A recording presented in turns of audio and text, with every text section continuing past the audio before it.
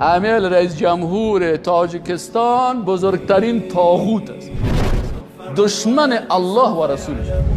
طاغوت چی است؟ طاغوت بعضی طاغوتا کی هستن؟ اول طاغوت کسی است که قانون ضد شریعت الله میسازه و مردم به او دعوت.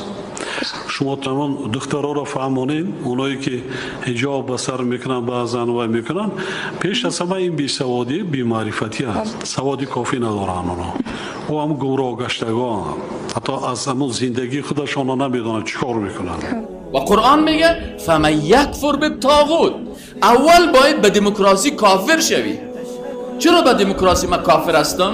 به خاطر ازی که در دموکراسی چی میگه؟ حکومت مردم توسط مردم برای مردم. کو که الله اینجا هست در دموکراسی، سگو در تعریفش اگه کلمه الله میامد میفتیم اون صحیح است. میگه نه، حکومت مردم